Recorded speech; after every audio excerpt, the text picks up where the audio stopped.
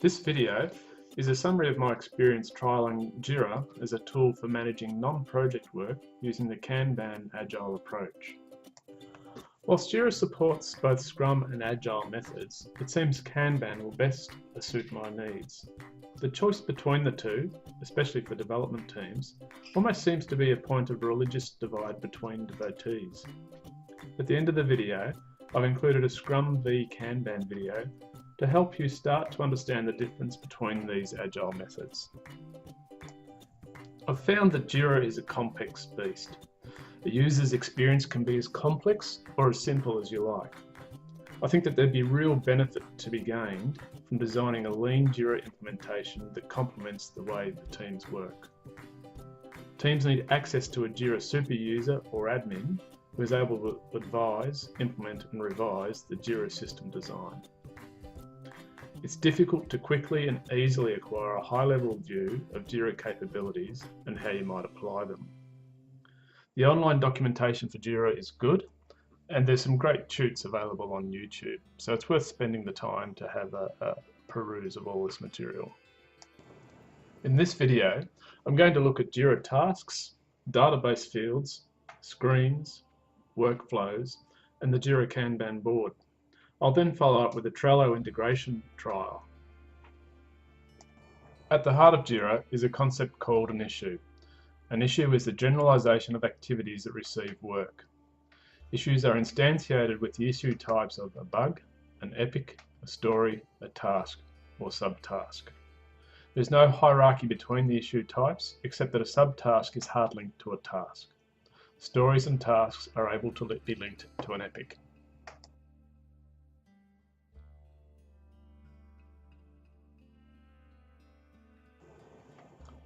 When you create an issue, the selection of different issue types may change the data fields that are available to capture information about the issue. This is configurable within Jira.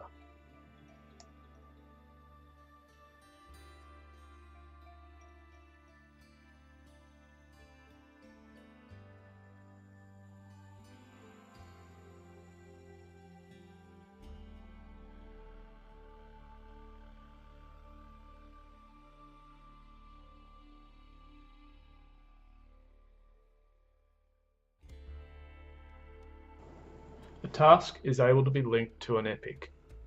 This is useful for structuring work packages and monitoring the progress of epics. The epic linked to a task is able to be changed after task creation.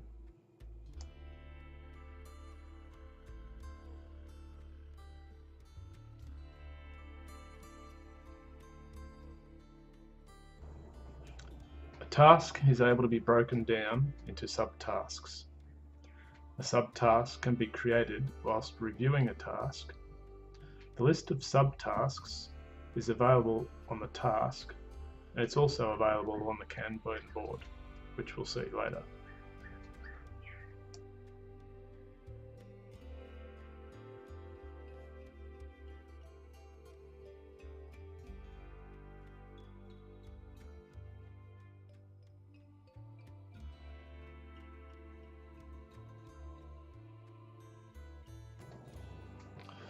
Jira has locked system fields. It also enables the creation of user-defined fields. Jira database fields are displayed on screens within the program. User-defined fields are able to be typed for different purposes, such as text, URL, or selection from a list of options. After creating a field, you select the screens which should display the custom field.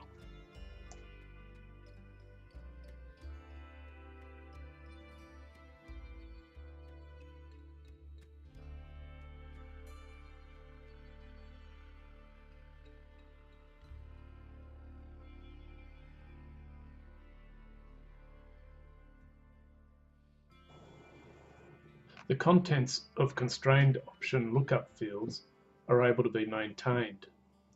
New content can be added as the operating environment changes.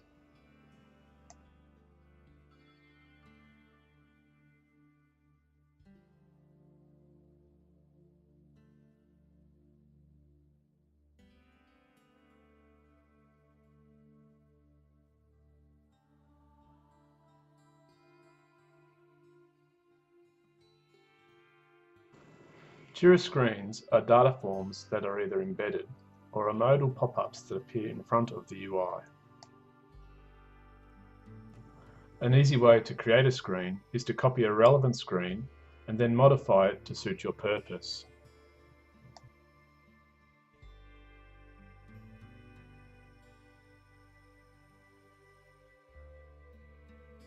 Jira screens are configurable and may be reused across many projects and issue types. The screens may also be crafted for specific purposes.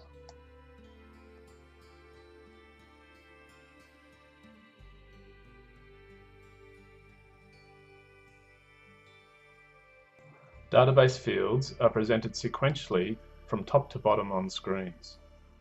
Editing a screen enables the changing of field order, the removal of fields, or the inclusion of fields, including the inclusion of custom fields.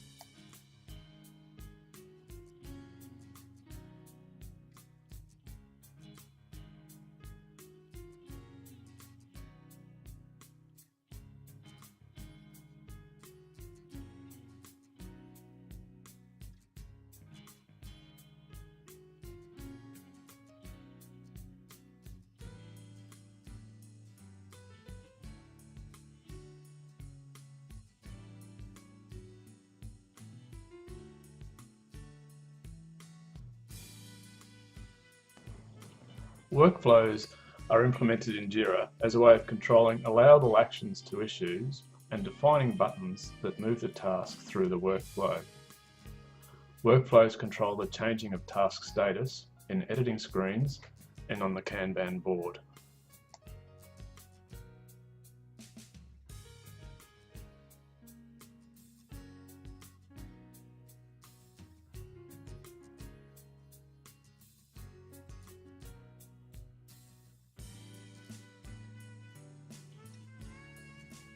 Workflows can be edited in a graphical or a text view. An issue's location within a workflow is called its status. Status is an attribute of an issue. Moving a task within a workflow involves changing the status of the issue. The movement of an issue between statuses is called a transition.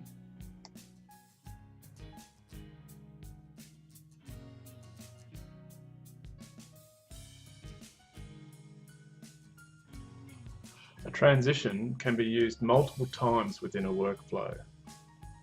Transitions are able to have pre- and post events fired as the transition is executed.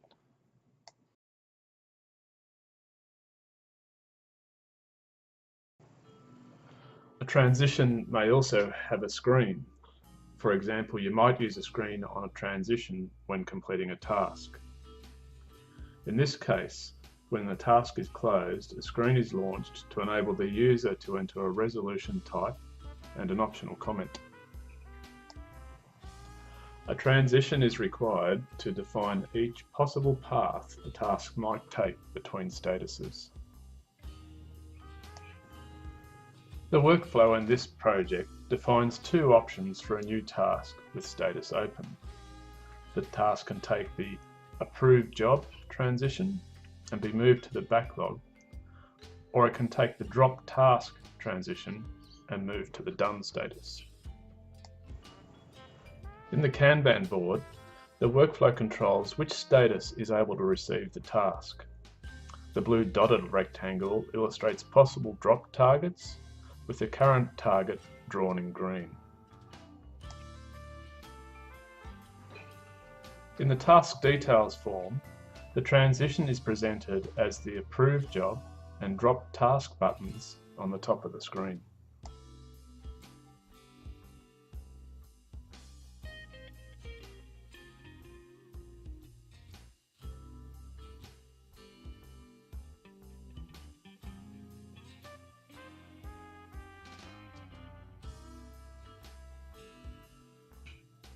In its simplest form, the Jira Kanban board is a listing of issues in columns.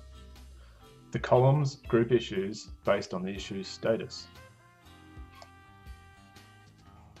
An issue card has a link to the issue title, and the avatar of the user who is currently assigned the issue. An issue card has a link to the issue title, the avatar of the user who is currently assigned to the issue, and an icon indicating the type of issue. Some issue details, such as assignee, are able to be edited from the Kanban board through the Issues Details side screen.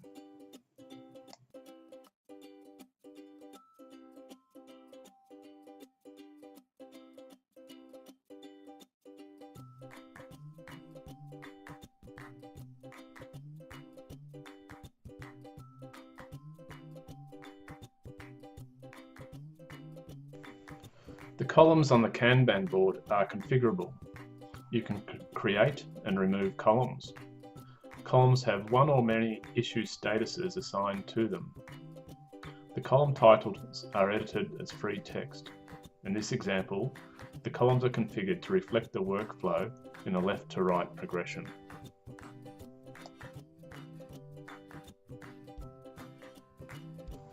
Columns are able to have both minimum and maximum issue count thresholds set. If the issue count exceeds the thresholds, then the column is coloured to indicate the exceedance.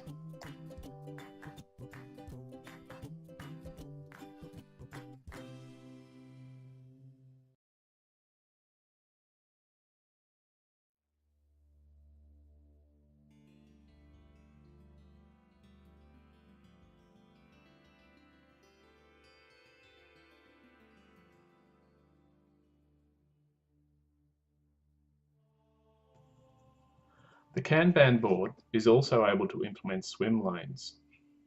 Swim lanes enable a grouping of issues on the y-axis, making the board a matrix of issues. The source of swim lane grouping is configurable and includes the use of user-defined queries.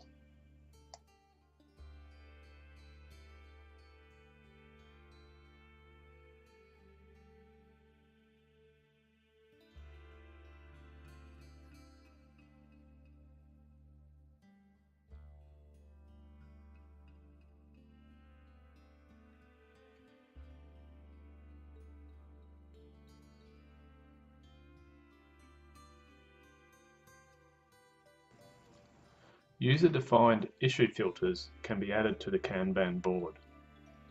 These quick filters enable you to constrain the issues in view to those that meet the user-defined criteria.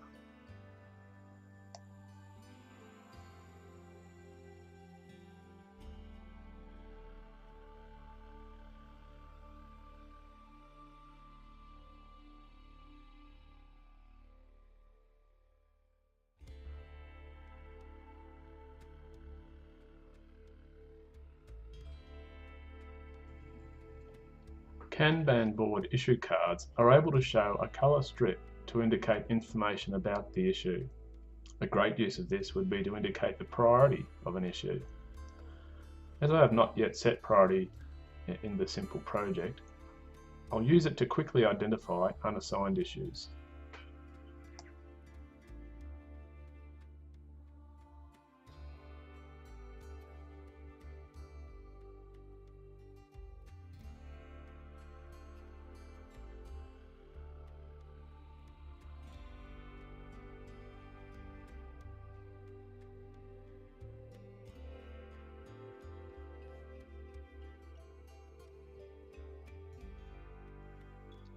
Kanban board cards are able to show up to 3 additional fields.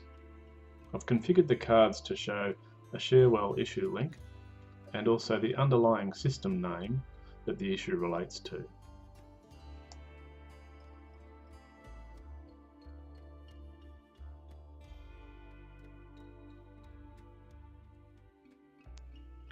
The issue detail view in the side screen of the Kanban board is also able to be configured.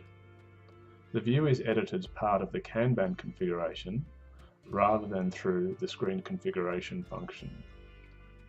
The editing enables the ordering, adding and removal of fields.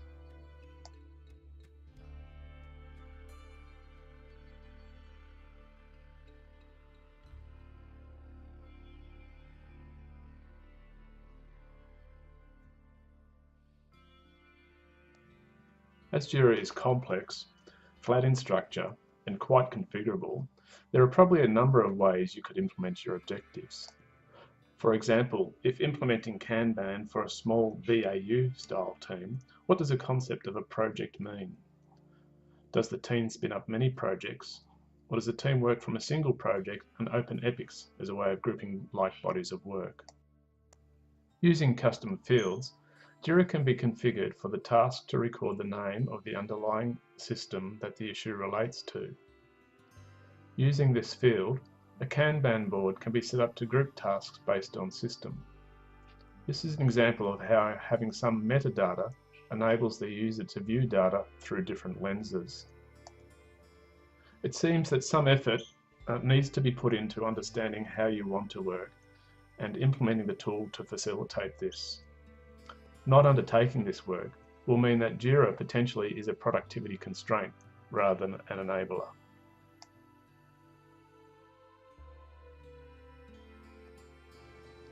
I've implemented the Jira add-on Trello Sync for Jira.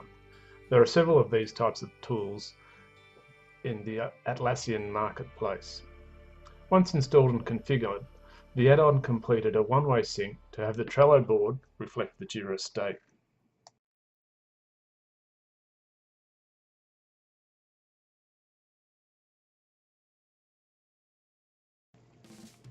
The add-on created Trello lists and cards and moves the Trello cards between lists as part of its synchronization.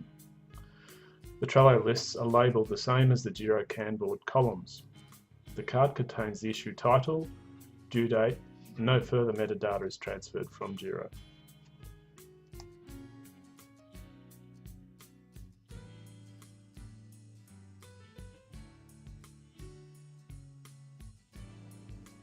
I had to create a deleted list to move what seemed to be stray duplicate cards. Whilst this is a test system, I haven't been going out of my way to cause the sync process grief, so it seems the process is a bit buggy. If the objective of Jira and Trello integration is to make the sharing of Jira status easier, then it's probably better to look at Jira reporting tools than to rely on this particular instance of Trello integration.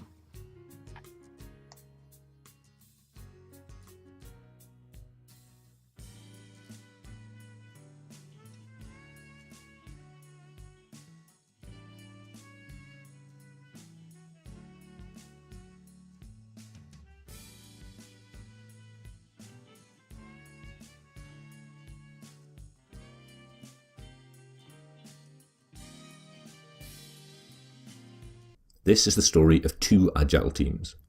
More correctly, it's the tale of one agile team that split into two agile teams. What makes the story interesting is that it was more than just an organizational separation. It was an agile separation.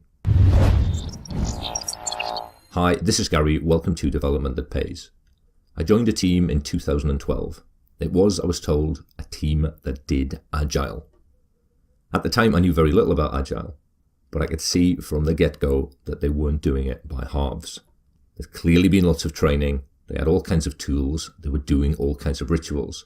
We'll get into the specifics of how the team worked in a minute. Fast forward a year and the company went through a fairly major reorganization. My team was split in two. Although reporting lines changed, the seating plan didn't. There was one outward indication of change. Where there had been one agile board, there was now two. Oh, and we did two stand-ups every day. Ours at 10 a.m, theirs at 1:15. Ever observant, it took me a couple of weeks to notice that the other team was doing a different flavour of agile. I hadn't realised that there was more than one flavour of agile. What my team was doing was called Scrum. The other team were doing something called Kanban. Now, Kanban, that word was one that I knew from way back, but I knew it in the context of manufacturing. I couldn't immediately see how it applied to the process used by my former teammates. So I asked the lead developer of Team Kanban, what's the difference between Scrum and Kanban? He was ready with an immediate answer. You guys talk about work, we do work. Ouch. In that moment, I learned an important lesson about Agile. It can be a very emotive issue. Beliefs can be deep-seated. The Team Kanban lead dev clearly thought that Kanban was better than Scrum. I held the opposite view. My view was both strongly held and completely without evidential foundation. I'm a little older now, and I hope a little wiser. I can now see that the team separation was a perfect natural experiment, along the lines of take two identical twins, separate them at birth, feed one Scrum, feed the other Kanban, observe the result. So I hope you'll join me in a little forensic investigation.